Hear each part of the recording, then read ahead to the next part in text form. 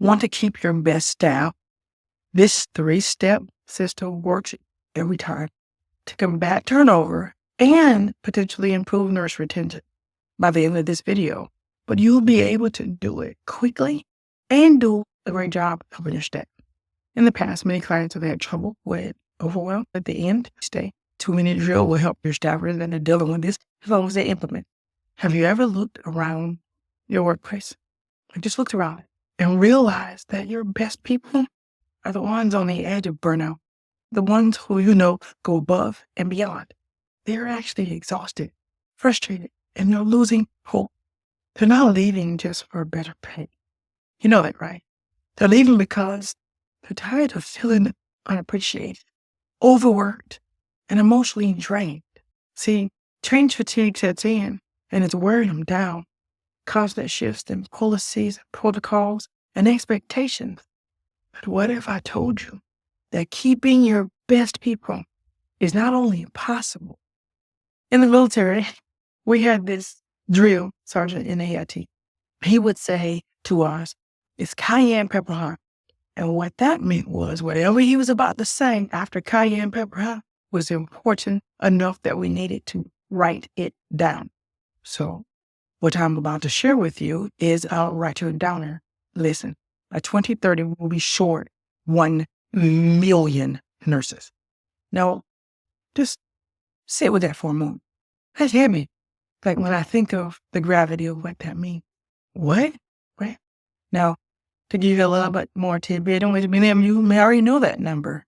In case you don't, I just shared it, so you know to write it down. But to help you out further, do not get sick in the following 3 zip codes: 23578, 75789, or 94723. If you're feeling ill, you're feeling bad, go across county lines if you're in those zip codes and check into a different ER in a different county. And make sure it's a different zip code before you go check into the ER. Oh, I'm just joking. I'm joshing. I actually don't know if those are real zip codes at all. According to the American Nurse Association, we will truly be short 1 million nurses. Now, yes, that's a big deal, but an even bigger deal is the reason why. See, turnover is at an all-time high. Each year, actually, turnover costs millions. And right now, I'm just talking to you about nurses. But in reality, turnover is costing millions, if not billions, depending on what sector you're actually in. So think about that. And now you can sit and you can point fingers and you can say, it's the long shifts. Come on, let's be real. It's not just the long shifts, is it? In reality, there's another culprit. And I can take 3 off the top of mine: burnout, change fatigue, and the loss of hope amongst healthcare staff and health professionals. And see, in the government, where I work those 10 to 12-hour days, no breaks, no lunch, and all the while, I'm working like this. Just working hard, putting it in, or as they say, grinding. And by 2010, at age 36, I was in congestive heart failure. By 2013, I had a mini stroke. By 2015, the seizures set in. And by 2017, my seizures were bilateral, meaning this brain on both sides was doing their own thing. But all the while, I'm thinking, I'm doing my job to the best of my abilities. I'm doing it well. That's why I'm putting it all in every day, those 10, 12-hour days. Because I wanted to be that contributor, that team player, the one that went above and beyond. And see, over the years, what I've learned with my health failing at that level was that I had distorted my Grammy's wisdom when she said, no matter what job you do, baby, even if you're a gum tree, you do that job to the best of your ability. That's what I thought I was doing. But in all reality, at what cost? With all that happening, it was me that was laying it out on the line, and it often cost me everything. So when I tell you that I've been there, done that, and I know that you as a healthcare administrator, as an HR department, you can bring your staff through this. You can turn around, turn over, and do it in a way that lasts for them. But here's what most administrators and HR heads don't realize. There's a specific way to stop this before it's too late. There are 3 step system that works every time. This is just the start.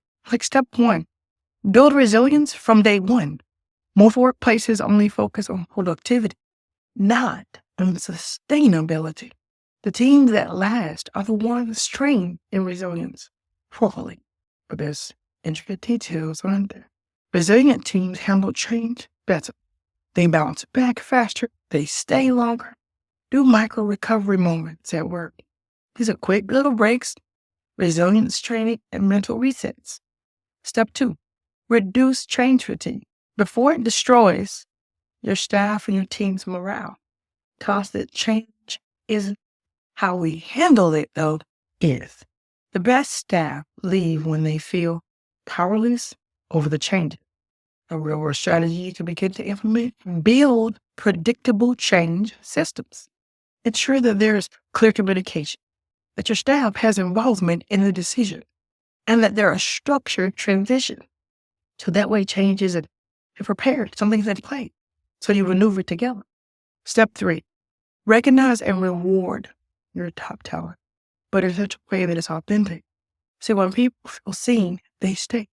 When they feel invisible, they leave. See, so recognition isn't just about saying, thank you. It's about creating a culture where people feel truly valued. A way to implement this in the real world, tie recognition to the impact, not just the performance. Example, say to a staffer, their work helped reduce patient wait times 30 minutes. Thank you so much. We appreciate you greatly. You see, the tying it, everything's connected. When these three steps are done, so kind of here to help healthcare administrators and HR tailor real lasting staff solutions where they can boss past burnout, reduce change fatigue, and increase hope. Till we get in front of internal, we'll make a difference. If that sounds like something you'd like in your healthcare facility, hit subscribe so you don't miss any of our great upcoming videos. Organizations that implement this system increase retention by 3 to 5%. And that's just the beginning. When burnout drops, performance rises. When people feel valued, they stay. So, as a healthcare administrator or an HR leader, imagine walking into your healthcare facility and seeing your best people not just staying at work, but they're thriving at work. No more revolving door of hiring. No more of losing your top people to your competitors and other hospitals and clinics. Just a strong, resilient, committed. Today, as promised, I want to go ahead and give you that tool that you can use to help your staffers that are experiencing overwhelm, the 2-minute drill. And so it's how to stay productive when you're feeling overwhelmed, right? So the 2-minute drill goes like this. Step one is that pause to reset the nervous system. Step two, prioritize. Write down the one thing that will move the needle for you today. So you have your staffer write down that one thing. And then step three, progress. Set a timer for 15 minutes. If you can't do 15 minutes, set a timer for 5. But you must start somewhere. So try really hard to make sure in step 3 that you are starting the timer at 15 if you can. And then dive into that time with no distraction. Overwhelm is just a sign that it's time to simplify. That's all. That's it. So stick to the drill and you will turn chaos, right, into clarity. Now this makes sense, right? This all makes sense. So give it a shot. There's these 3 steps in this 2-minute drill. Step 1, pause. Take those 5 deep breaths like I told you. Breathing in 5 times deep. Toss the diaphragm. Your belly button. Holding it. Then breathing out through your mouth. And then you do it again. Do it a total of 5 times to reset the nervous system. Step 2, prioritize. Write down the one thing that, have your staffer write down the one thing that they can do today to move their needle. Step 3, progress. Put that timer play on the phone, on the radio, however you set it in your office, put that timer off those 15 minutes. And then you just uninterrupted, focused, energy. You dive into that one task. Have your staffer dive into that one task they just wrote down without any distraction. Because now, because we just talked about it, that overwhelm is just a sign that it's time to simplify. Have your staffers stick to that drill, and each time they're using it, they'll get better at it, and they'll have less that they got to deal with overwhelm, because now they'll know, if I simplify my schedule this way, I'm already prepared, I already have the clarity.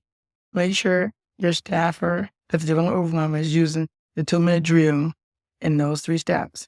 Once you begin to do this in a consistent system, you'll see it make a difference in that staff member's day to day, not even just at work, even at home, when you realize how overwhelmed is just about prioritizing and simplifying. So I want that to help. Thank you.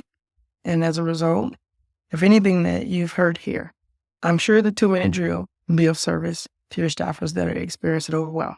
So I thank you for listening to, and as a healthcare administrator for HR, ready to stop losing your best people and start building a workplace where they want to actually stay. Here's what you do next. Follow me for more retention strategies that actually work. Take care.